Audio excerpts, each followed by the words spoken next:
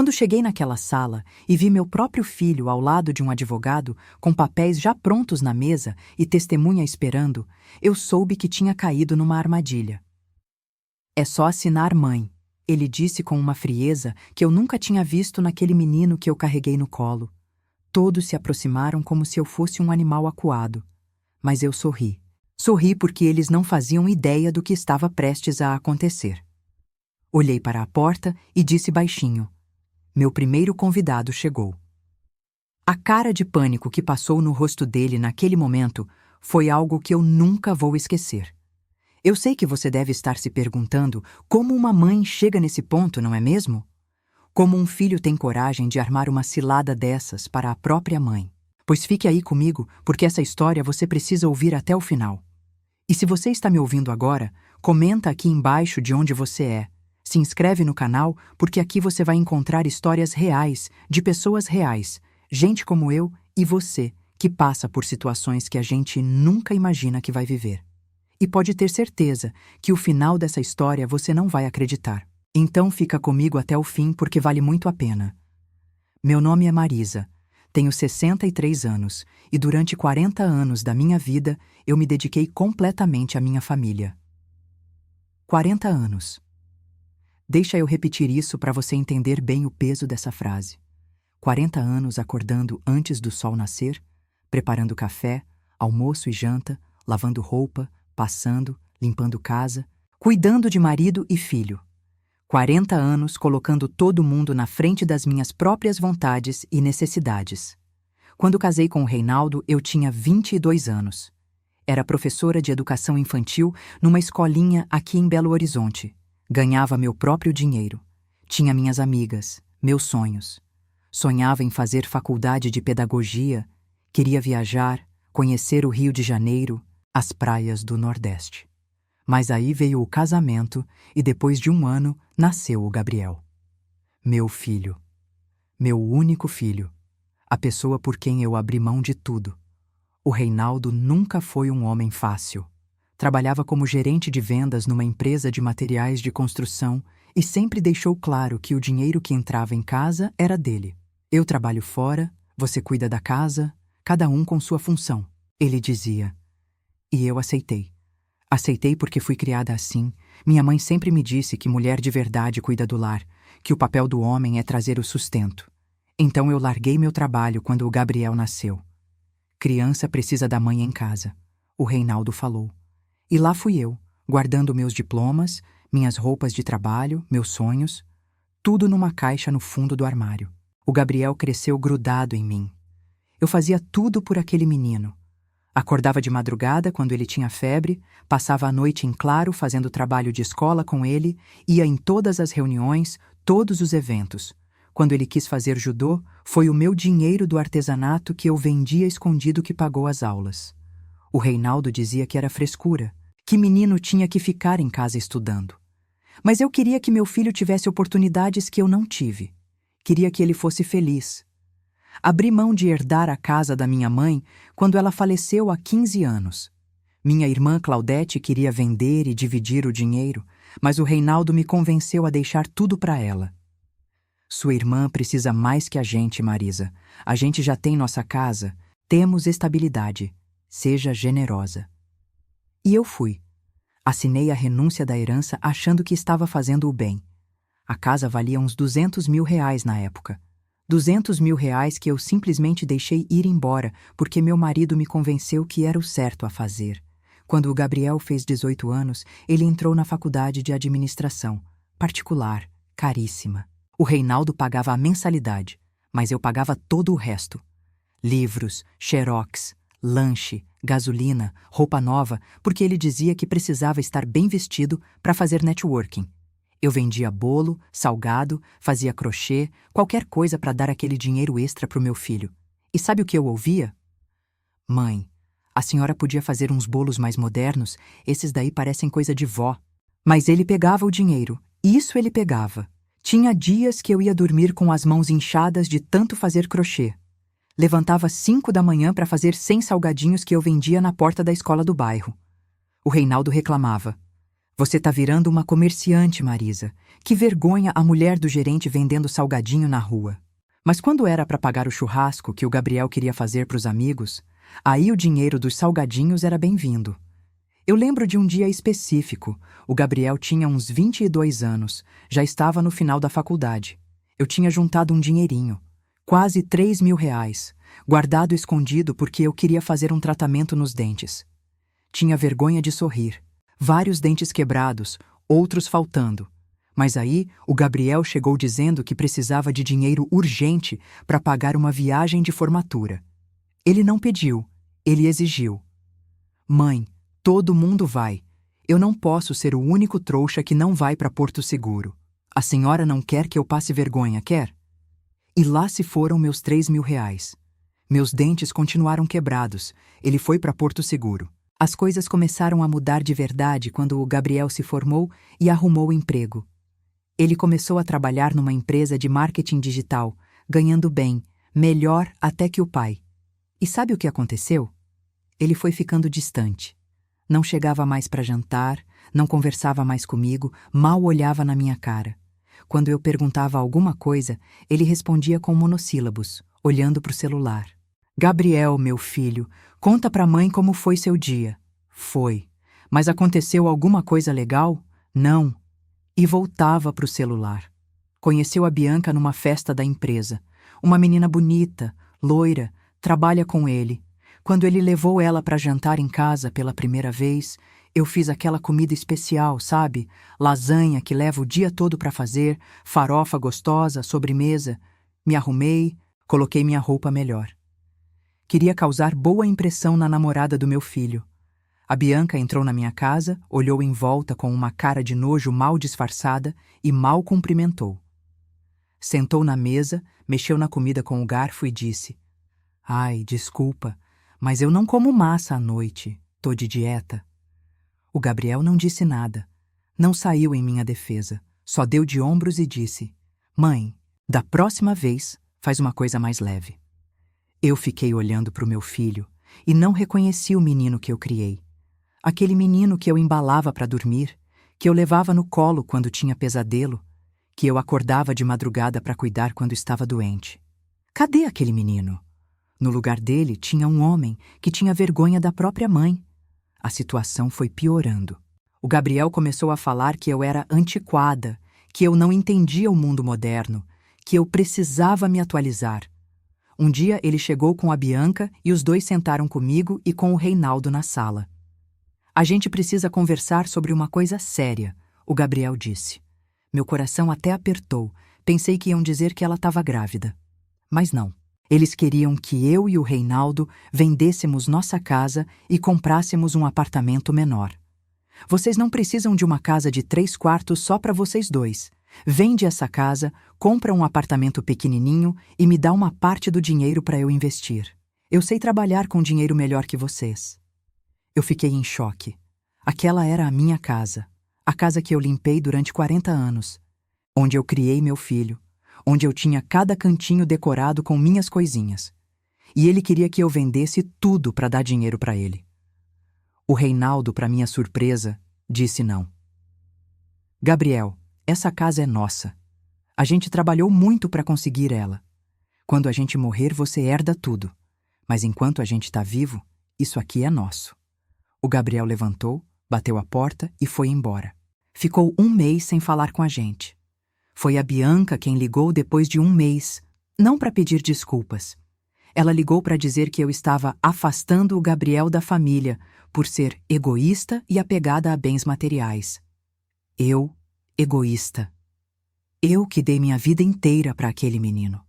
Chorei tanto naquele dia que fiquei com dor de cabeça durante 3 dias. As coisas melhoraram superficialmente depois disso. O Gabriel voltou a vir em casa, mas era diferente. Ele vinha, ficava meia hora, comia alguma coisa e ia embora. Sempre com pressa, sempre com o telefone na mão. Eu tentava conversar, tentava perguntar sobre a vida dele, mas ele não dava abertura. A Bianca vinha junto às vezes, sentava no sofá mexendo no celular, nem fingia que estava interessada em estar ali. Um dia, eu ouvi sem querer uma conversa deles na varanda. Eu tinha ido levar um suco e eles não me viram chegando. A Bianca dizia: Amor, sua mãe é muito grudenta. Você precisa colocar limites. E olha o jeito que ela se veste, parece uma mendiga. Quando a gente casar, você não vai querer que ela vá no nosso casamento desse jeito, vai. E sabe o que meu filho respondeu? Sabe o que o menino que eu carreguei no colo respondeu? Relaxa, amor. Quando a gente casar, ela vai fazer o que eu mandar. Minha mãe sempre fez tudo o que eu quis. Voltei para a cozinha com aquele suco na mão, sentindo meu coração partir em pedacinhos. Mas não falei nada. Engoli aquela dor. Coloquei um sorriso no rosto e levei o suco para eles como se nada tivesse acontecido. Porque era isso que eu sabia fazer. Engolir a dor e continuar sorrindo. 2 meses depois disso, o Reinaldo teve um infarto. Foi de madrugada, ele acordou passando mal, chamou por mim. Levei ele para o hospital correndo, liguei para o Gabriel no caminho. Ele disse que ia encontrar a gente lá. Fiquei no hospital a noite inteira, sozinha, segurando a mão do Reinaldo enquanto ele estava na UTI. O Gabriel só apareceu no dia seguinte, no meio da tarde. Desculpa, mãe. Tive uma reunião importante que não dava para desmarcar.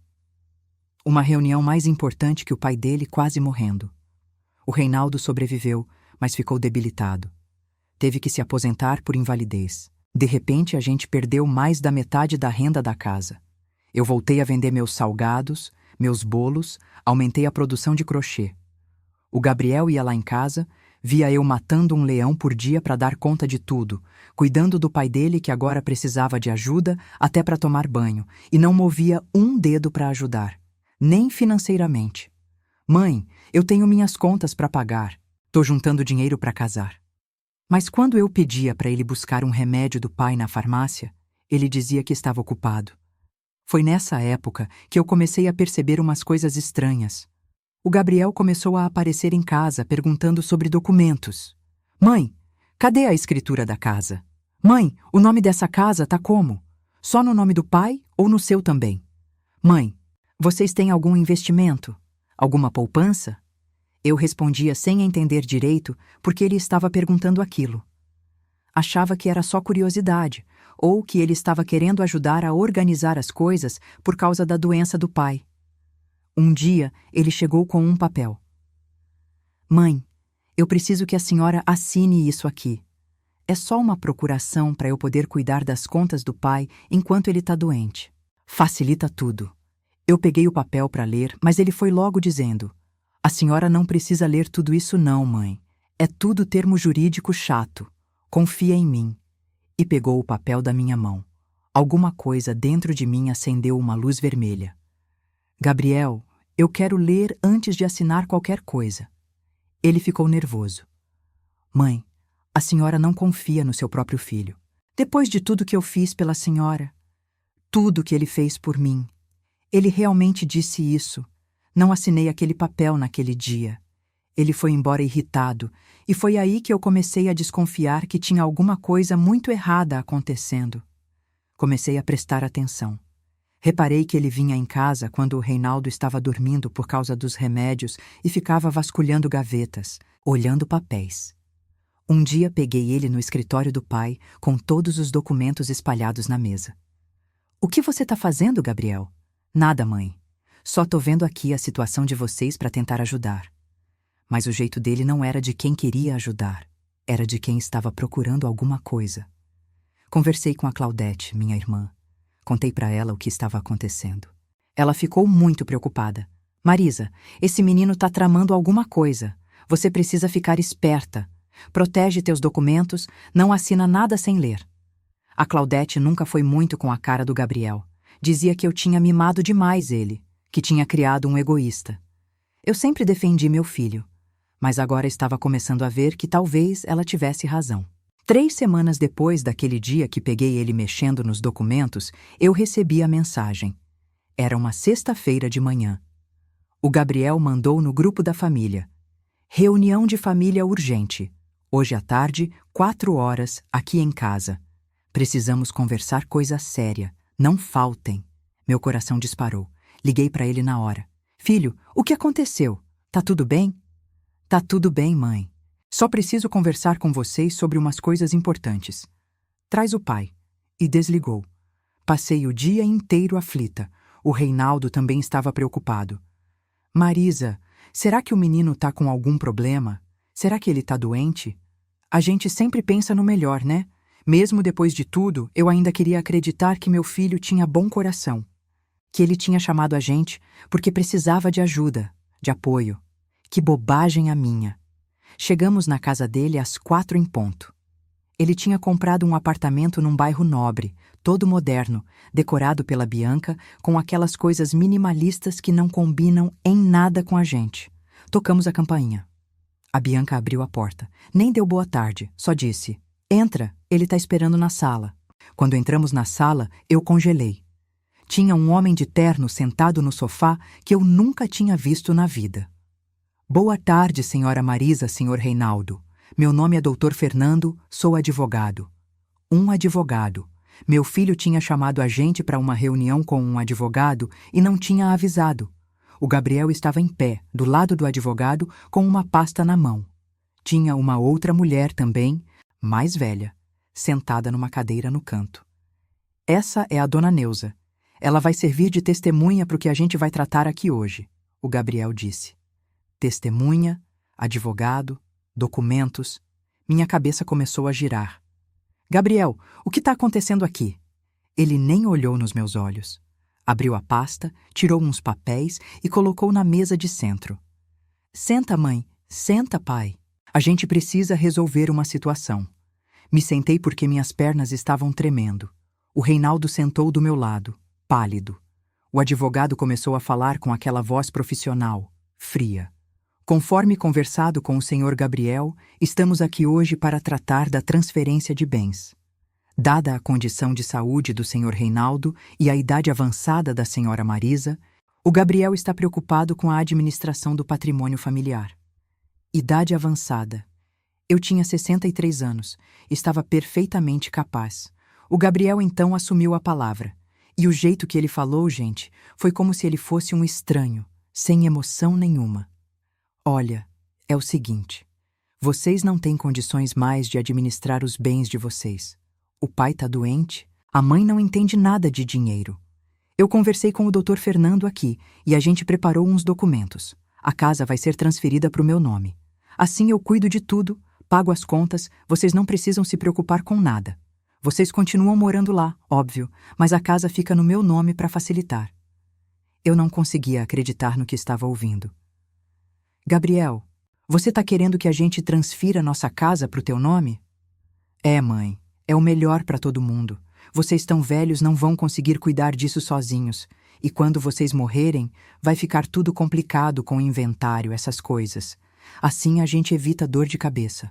O Reinaldo tentou se levantar, mas não tinha força. "Menino, você tá louco? Essa casa é nossa." O Gabriel suspirou, impaciente. "Pai, o senhor não tá entendendo. Eu não tô tirando a casa de vocês. Vocês vão continuar morando lá. Só vai mudar o nome no papel." A Bianca, que estava encostada na parede de braços cruzados, resolveu dar o pitaco dela. "Sogro, o Gabriel só tá pensando no bem de vocês. Imagina se acontece alguma coisa, se vocês precisam vender a casa às pressas. Vocês não vão ter energia para lidar com isso. Com a casa no nome dele, fica tudo mais fácil." Eu olhei para ela, aquela menina metida à besta, e pensei em quantas vezes eu tinha engolido sapo por causa dela. Quantas vezes eu tinha deixado ela me desrespeitar dentro da minha própria casa para não criar problema para o meu filho. O advogado empurrou os papéis na minha direção. "São documentos simples, senhora Marisa. A transferência da casa, uma procuração definitiva para o Gabriel administrar eventuais recursos financeiros e uma declaração de que vocês estão fazendo isso de livre e espontânea vontade. Procuração definitiva, ou seja, meu filho queria controle total sobre tudo que a gente tinha." "E se a gente não quiser assinar?" eu perguntei. O silêncio que se fez na sala foi pesado. O Gabriel deu uma risadinha sem graça. "Mãe, não complica. É só assinar. É pro bem de vocês." "E se a gente não quiser?" eu repeti, mais firme. Ele me olhou com um jeito que eu nunca vou esquecer. Um olhar duro, frio. Então a gente vai ter que fazer isso do jeito difícil. O doutor Fernando pode entrar com um processo pedindo a interdição de vocês, principalmente do pai, que está incapacitado. A gente tem laudos médicos, a gente tem testemunhas de que vocês não têm mais condições de cuidar de si mesmos. Vocês escolhem, ou assinam isso aqui de boa vontade, ou a gente faz na justiça. Naquela hora eu entendi. Entendi que tudo tinha sido planejado. As visitas, as perguntas sobre documentos, os papéis que ele tinha tentado me fazer assinar antes. Aquilo não era preocupação de filho, era ganância pura. Ele queria tudo, queria me tirar o único bem que eu tinha depois de uma vida inteira de trabalho. E estava usando a doença do próprio pai como desculpa. Olhei para o Reinaldo, ele estava com os olhos cheios de lágrima.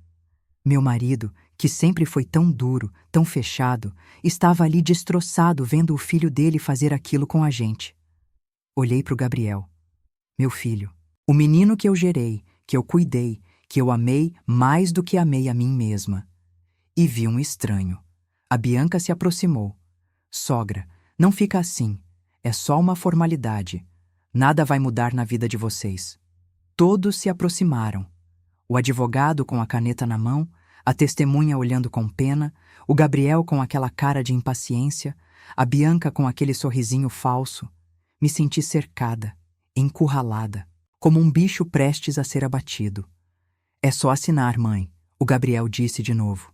E naquele mãe não tinha carinho, tinha frieza, tinha pressa, tinha certeza de que ele tinha ganhado, certeza de que eu ia baixar a cabeça como sempre fiz e obedecer. Mas alguma coisa dentro de mim se quebrou naquela hora. 40 anos de submissão. 40 anos engolindo sapo. 40 anos sendo pequena, me fazendo de invisível, aceitando migalhas. Olhei para aqueles papéis, olhei para o meu filho, e pela primeira vez na minha vida, eu não senti vontade de proteger ele. Senti vontade de me proteger. Foi aí que eu sorri. Um sorriso calmo, tranquilo. O Gabriel franziu a testa, confuso com minha reação. Mãe? Eu não respondi, só continuei sorrindo, porque naquele exato momento eu ouvi a campainha tocar. Olhei bem nos olhos do meu filho e disse: meu primeiro convidado chegou. A cara dele mudou na hora. Que convidado? Do que a senhora está falando? A Bianca correu até a porta, e quando ela abriu, eu ouvi a voz que eu estava esperando. Boa tarde. Sou o Dr. Paulo Henrique, advogado da senhora Marisa. Ela me pediu para estar presente nessa reunião. O Gabriel ficou branco. Como assim? Que história é essa, mãe? Eu continuei sentada, tranquila, enquanto meu advogado entrava na sala. Um homem alto, de uns 50 anos, com uma pasta debaixo do braço e um olhar sério. Dr. Paulo, que bom que o senhor chegou. Estávamos justamente tratando de uns documentos que meu filho quer que eu assine. O doutor Fernando, o advogado do Gabriel, ficou sem graça. Colega, eu não sabia que a senhora estava representada. Pois é, respondeu o doutor Paulo. Minha cliente me procurou há algumas semanas, relatando que estava sendo pressionada a assinar documentos. Vim aqui hoje para garantir que os direitos dela sejam respeitados. O Gabriel explodiu. Mãe, que palhaçada é essa? A senhora foi atrás de um advogado pelas minhas costas? Sim, meu filho. Assim como você foi atrás de um advogado pelas minhas costas. Achei que se era para ter advogado nessa conversa, eu também tinha direito a ter o meu. A Bianca começou a falar, mas eu levantei a mão. Bianca, querida, essa conversa não é contigo. Fica quieta. O Gabriel tentou recuperar o controle da situação. Tá bom, mãe. Se a senhora quer ter um advogado aqui, tudo bem. Mas isso não muda nada. A gente está fazendo isso para o bem da senhora e do pai. O Dr. Paulo abriu a pasta dele. Posso ver os documentos que vocês estão propondo que minha cliente assine?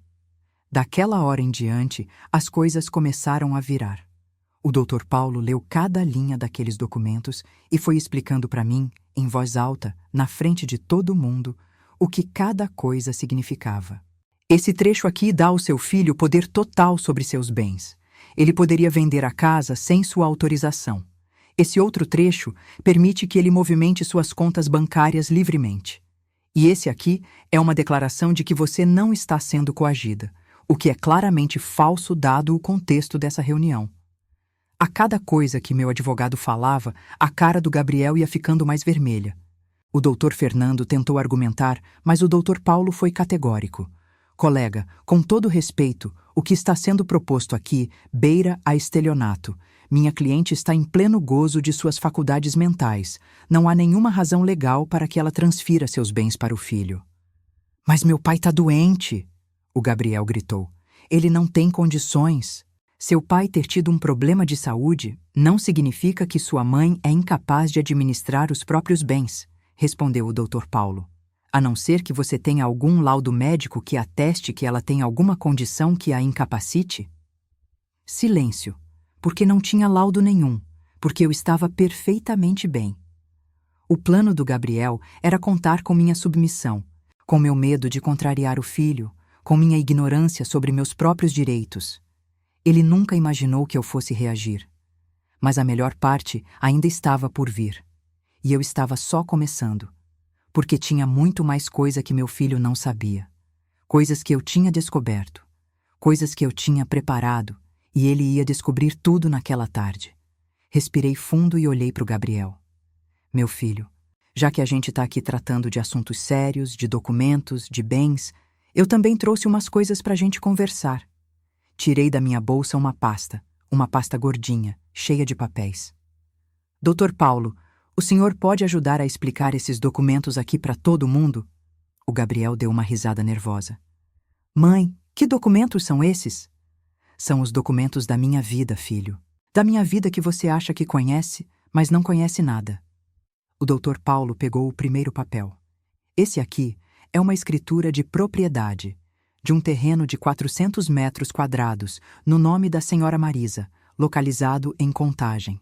Terreno esse que foi comprado há 30 anos com recursos próprios dela. Vi o queixo do Gabriel cair. Que terreno? Que história é essa? O terreno que eu comprei com o dinheiro que eu juntava vendendo artesanato, Gabriel. Lembra que eu sempre fazia crochê, bolo, salgado? Pois é, durante anos eu guardei uma parte daquele dinheiro. E há 30 anos, quando você era criança ainda, eu comprei um terreno. Um terreno que hoje, segundo a avaliação que eu fiz semana passada, vale cerca de R$500 mil. A Bianca soltou um grito abafado. O Gabriel ficou em pé. Como assim a senhora tem um terreno de R$500 mil e nunca falou nada? Não falei porque era meu único bem que eu não dividi com ninguém, que eu guardei para minha segurança. E que bom que eu guardei, né? Porque agora eu tô vendo que se eu tivesse contado, você já teria arrumado um jeito de tomar ele de mim também. O doutor Paulo continuou. Esse outro documento aqui é um extrato bancário. A senhora Marisa possui uma conta poupança com saldo atual de R$180 mil. O Gabriel quase caiu para trás. 180 mil? Isso mesmo, R$180 mil que eu juntei ao longo de 40 anos. Moeda por moeda, nota por nota, cada bolo que eu vendi, cada salgado, cada toalha de crochê, tudo guardadinho. Porque lá no fundo eu sempre soube que um dia eu ia precisar me defender. O Reinaldo estava tão chocado quanto o Gabriel. Ele também não sabia de nada. Marisa, você nunca me contou isso. Não contei, Reinaldo, porque durante 40 anos você me tratou como se eu fosse sua empregada. Como se o dinheiro que eu ganhava não fosse dinheiro de verdade. Como se meu trabalho não tivesse valor. Então eu guardei tudo escondido. E fiz muito bem. Mas eu não tinha terminado. Doutor Paulo, mostra o próximo documento. O advogado pegou outro papel. Esse aqui é uma certidão de registro de marca. A senhora Marisa registrou há 2 anos a marca Delícias da Marisa e possui um CNPJ ativo de produção e venda de alimentos. O Gabriel estava em choque. A senhora tem uma empresa? Tenho sim, uma microempresa. Aqueles bolos e salgados que você tinha vergonha da sua mãe vender? Pois é. Hoje eu forneço para 3 escolas, 2 empresas e faço encomendas para festas. Tá dando um lucro bom. Nada extraordinário, mas o suficiente para eu viver dignamente. E tá tudo certinho, registrado, pagando imposto. A Bianca tentou se recuperar do choque. Mas, sogra, se a senhora tem tudo isso, por que vive daquele jeito? Naquelas roupas velhas, naquela casa simples? Olhei para ela com pena. Porque eu não preciso de roupa de marca para ter valor, Bianca. Porque eu não preciso morar num apartamento chique para ser feliz. Porque eu aprendi que o importante não é parecer rica, é ser livre. O Gabriel ainda tentou argumentar. Mas, mãe, se a senhora tem tudo isso, a senhora tinha que ter me contado. Eu sou seu filho. Ah, é? E por que eu tinha que te contar? Para você fazer o quê?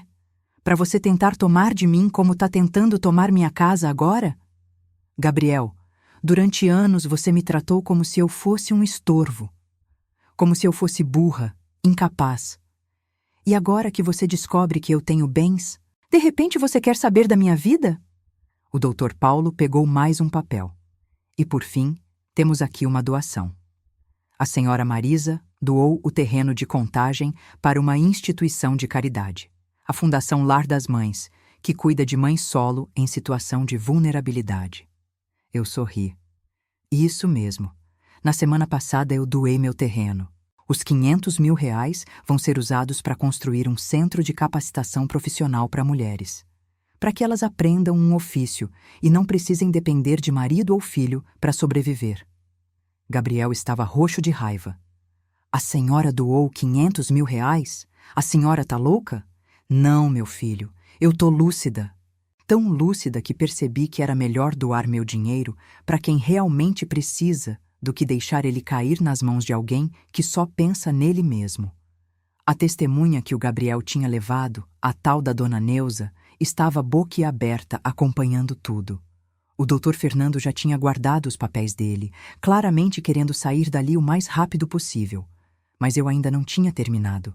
Gabriel, sabe por que eu te chamei de filho até hoje? Porque eu tinha esperança. Esperança de que em algum lugar dentro de você ainda existisse um pouquinho do menino que eu criei. Do menino que me abraçava, que dizia que me amava, que prometia que ia sempre cuidar de mim. Mas hoje eu perdi essa esperança. Hoje eu vi que esse menino morreu, e no lugar dele tem um homem que eu não reconheço. Um homem ganancioso, frio, capaz de armar uma cilada para a própria mãe. Peguei minha bolsa. O Reinaldo se levantou com dificuldade. O Dr. Paulo já estava na porta. Vocês não vão assinar os documentos? O Gabriel perguntou, ainda sem acreditar que tinha perdido. Não, Gabriel, nós não vamos. E mais, a partir de hoje, você não é mais bem-vindo na minha casa. Não quero você perto de mim. Não quero suas ligações. Não quero seu falso interesse. A Bianca começou a chorar aquele choro dramático. Amor, faz alguma coisa. Fala com ela. Mas o que ele ia falar? Que eu estava errada em não querer ser roubada? Que eu estava errada em me defender? Andei em direção à porta. Quando passei pelo Gabriel, ele segurou meu braço. Mãe, espera. A gente pode conversar sobre isso. Olhei para a mão dele no meu braço. Gabriel, me solta. Ele não soltou. Mãe, vamos com calma, não precisa ser assim. Levantei os olhos e olhei bem na cara dele. Eu disse, me solta. Dessa vez minha voz saiu firme, forte, e ele me soltou. Saí daquele apartamento de cabeça erguida. O Reinaldo veio atrás de mim sem dizer nada. Entramos no carro. Eu dirigi de volta para casa em silêncio. Só quando chegamos, quando sentamos na sala da nossa casa, a nossa casa que o Gabriel queria roubar, foi que eu desabei. Chorei. Chorei por tudo que eu tinha perdido. Chorei pelo filho que eu amava e que não existia mais. Chorei pelos 40 anos de sacrifícios, que não tinham valido de nada. O Reinaldo veio sentar do meu lado. Pela primeira vez em décadas, ele me abraçou. Marisa, eu não sabia de nada. Não sabia que você tinha juntado dinheiro, que tinha comprado terreno, que tinha empresa. Por que você nunca me contou? Sequei as lágrimas. Por que você nunca me perguntou, Reinaldo? Em 40 anos de casamento, você nunca me perguntou o que eu queria, o que eu sonhava, o que eu sentia. Eu era a mulher que cozinhava, lavava, passava. E só. Ele baixou a cabeça. Eu fui um péssimo marido. Foi, eu concordei. Mas não foi só você. Eu também fui uma péssima esposa para mim mesma. Eu me anulei. Deixei de existir para servir vocês. E olha no que deu. O filho que eu amei mais que tudo tentou me roubar. O marido que eu servi durante décadas nunca me viu de verdade. Ficamos em silêncio. Até que ele falou: "A gente pode recomeçar?" Olhei para ele. Olhei para o homem com quem eu vivi a maior parte da minha vida. E senti: nada. Nem amor, nem raiva. Nada. Não sei, Reinaldo. Não sei se eu quero. Nos dias seguintes, o Gabriel tentou entrar em contato várias vezes. Ligações, mensagens, até foi na minha casa. Eu não atendi. Botei um portão novo com tranca e não abri. Ele ficava gritando da rua: "Mãe, abre essa porta! A gente precisa conversar!" Os vizinhos olhavam, mas eu não me importei. Pela primeira vez na vida, eu não estava preocupada com o que os outros iam pensar. A Claudete, minha irmã, veio me visitar quando soube de tudo. Ela trouxe um bolo, sentou comigo na cozinha e me ouviu contar a história toda. Quando terminei, ela pegou minha mão. "Marisa, eu tô tão orgulhosa de você. Você finalmente se defendeu. Finalmente colocou limites. Mas dói, Claudete. Dói muito. Eu sei que dói. É seu filho. Mas ele escolheu o caminho dele. E você precisa escolher o seu." 15 dias depois daquela reunião desastrosa, eu tomei uma decisão. Chamei o Reinaldo para conversar. "Eu quero me separar." Ele não pareceu surpreso. "Eu já estava esperando isso. Não é por raiva. Não é por vingança. É porque eu passei 40 anos vivendo para os outros. E eu quero viver para mim agora. Eu quero descobrir quem é a Marisa, sem ser a mulher do Reinaldo ou a mãe do Gabriel." Fizemos tudo certinho, no acordo. Ele ficou com metade da casa. Eu fiquei com a outra metade. Decidimos vender e dividir o dinheiro. Com minha parte, mais o dinheiro da poupança que eu tinha, eu comprei um apartamento pequeno num bairro que eu sempre quis morar. 2 quartos, varanda com vista para o parque. É simples, mas é meu. Só meu. Minha microempresa começou a crescer. O boca a boca foi espalhando e hoje eu tenho até 3 funcionárias que me ajudam na produção. Não tô rica, mas tô confortável. E mais importante, tô feliz. Trabalho no que eu gosto, no meu tempo, do meu jeito. Fiz amigas novas. Entrei num grupo de mulheres empreendedoras. Conheci mulheres incríveis, de todas as idades, cada uma com sua história de superação. Me sinto acolhida, compreendida. Tenho uma delas, a Sônia, que se tornou muito minha amiga. A gente se encontra toda semana para tomar café e conversar. Às vezes a gente ri, às vezes a gente chora, mas a gente se apoia. Voltei a estudar. Matriculei numa aula de inglês para a terceira idade. Sempre quis aprender inglês, mas nunca tive tempo. Agora eu tenho. Também comecei a fazer aula de pintura. Descobri que tenho jeito para coisa. Já pintei 3 telas que estão penduradas aqui na minha sala. O Gabriel tentou se aproximar mais algumas vezes. Mandava mensagem dizendo que tinha pensado muito, que queria conversar. Mas eu não respondi. Não por maldade, mas porque eu percebi que ele não queria se desculpar de verdade. Ele queria ter acesso aos meus bens. Queria saber quanto dinheiro eu tinha. E isso eu não vou dar para ele. O Reinaldo e eu mantemos uma relação cordial. Ele está morando num apartamento perto do centro. A saúde dele melhorou um pouco. Às vezes, a gente se encontra para tomar um café, como amigos. E tá bom assim. Teve uma coisa que eu fiz e que me deixou muito feliz. Lembra que eu te contei que doei meu terreno para a Fundação Lar das Mães? Pois é. Eles começaram a construção do centro de capacitação. E me convidaram para ser instrutora voluntária. Eu vou ensinar as mulheres a fazer bolos e salgados para vender. Vou ensinar elas a abrir uma microempresa. Vou mostrar para elas que é possível sim recomeçar, que é possível sim ser independente. No mês passado foi meu aniversário de 64 anos. Fiz uma festa pequena aqui no meu apartamento. Convidei a Claudete, minhas amigas novas, minhas funcionárias. A gente comeu, bebeu, dançou. Teve uma hora que a Sônia fez um brinde. A Marisa, a mulher que renasceu aos 63 anos. E todo mundo bateu palma. Eu chorei. Mas dessa vez foram lágrimas de alegria. Sabe, durante 40 anos eu achei que meu papel na vida era servir. Servir o marido, servir o filho, servir todo mundo menos eu. Achei que ser boa mãe era se anular, que ser boa esposa era obedecer, que minha felicidade não importava. Mas eu estava errada. Eu importo. Meus sonhos importam. Minha vida importa. Hoje, quando eu olho no espelho, eu vejo uma mulher diferente. Vejo uma mulher que ainda tem marcas dos anos difíceis, rugas, cabelos brancos, mãos calejadas, mas vejo também uma mulher que sorri mais, que anda de cabeça erguida, que não tem medo de dizer não, que sabe o valor que tem. Às vezes eu fico pensando no Gabriel, pensando se um dia ele vai entender o que fez, se um dia ele vai sentir remorso verdadeiro. Se um dia ele vai me procurar não porque quer alguma coisa, mas porque realmente sente minha falta. Eu não sei se esse dia vai chegar. E sabe de uma coisa? Tá tudo bem, porque eu não vou mais esperar.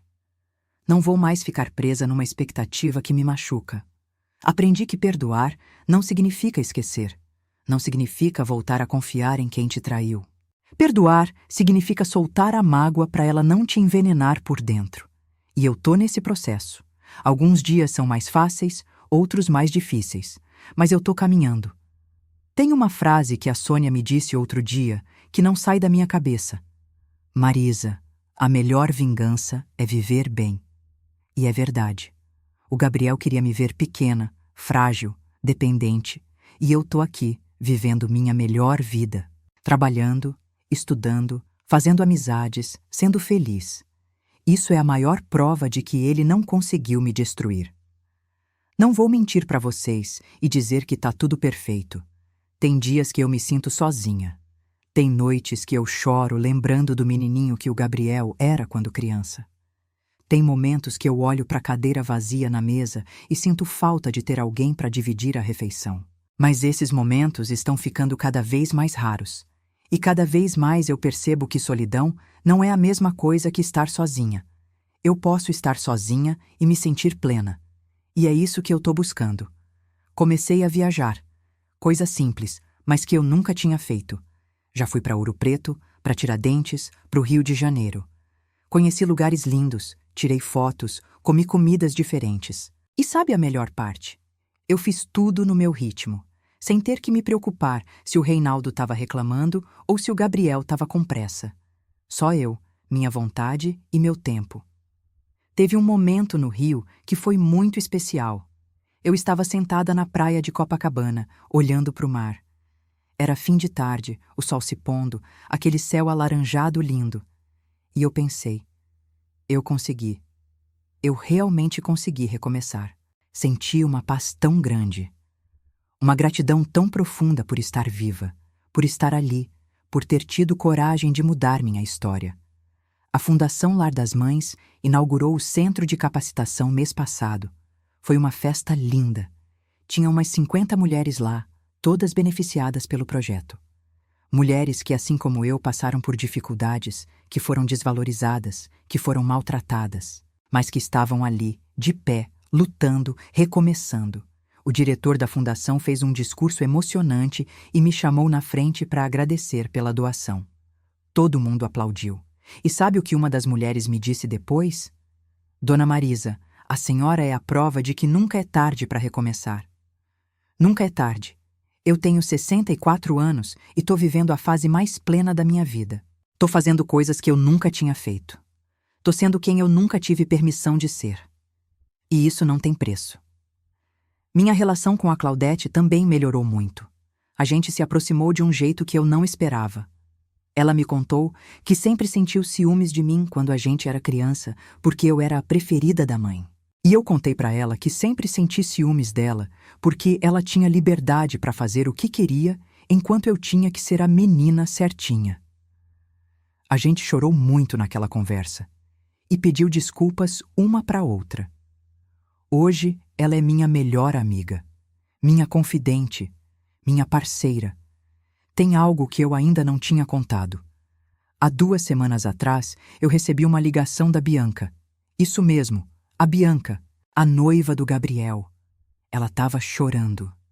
Disse que tinha terminado com ele, que tinha descoberto que ele estava usando o dinheiro que eles tinham juntado para casar para pagar dívidas de jogo, que ele tinha mentido sobre um monte de coisas e que ela tinha lembrado de mim, de como eu tinha me defendido e queria conversar comigo.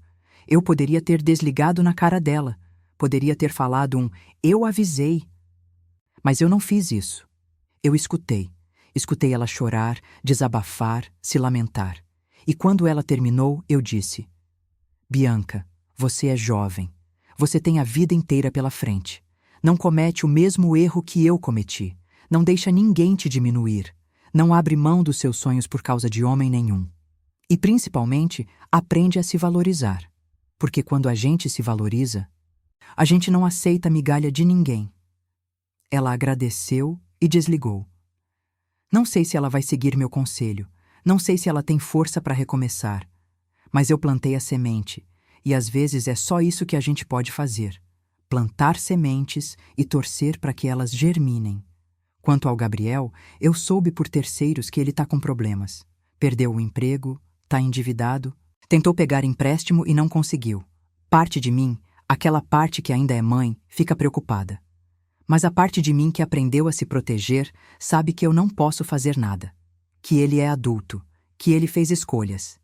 E que ele precisa arcar com as consequências dessas escolhas. Não vou negar que às vezes eu penso em ligar para ele, em perguntar como ele tá.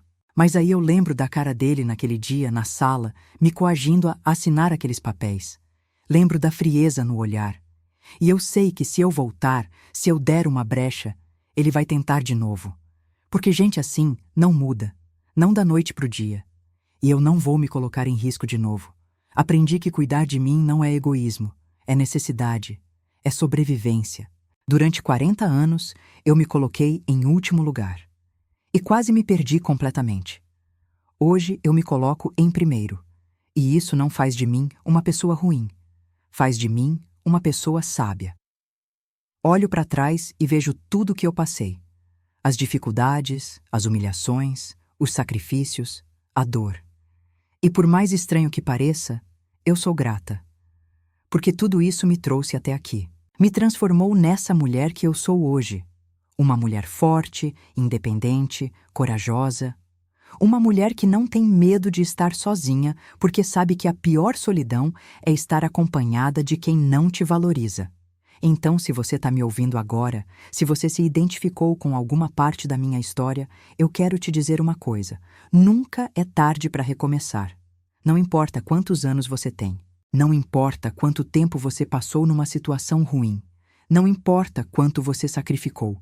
Você ainda tem tempo. Você ainda tem valor. Você ainda merece ser feliz.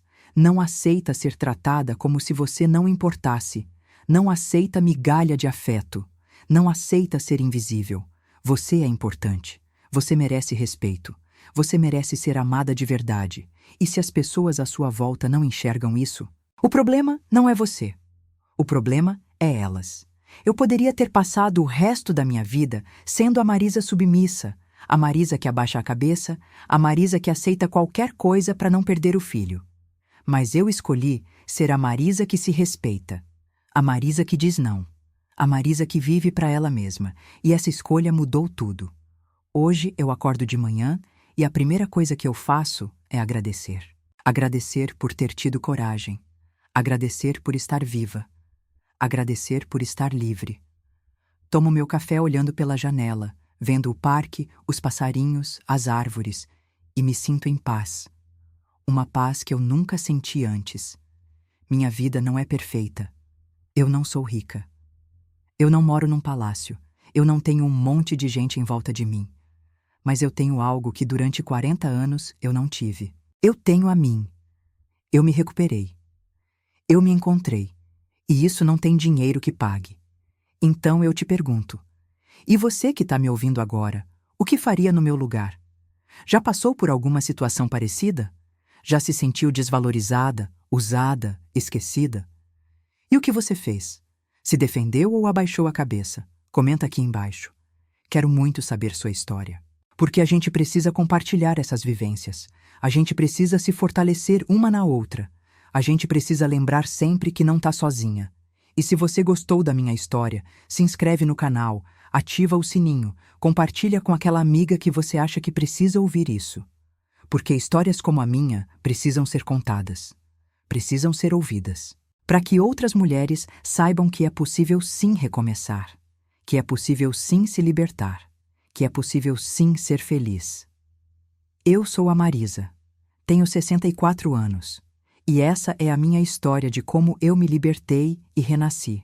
E se eu consegui, você também consegue. Acredita em você. Você é mais forte do que imagina.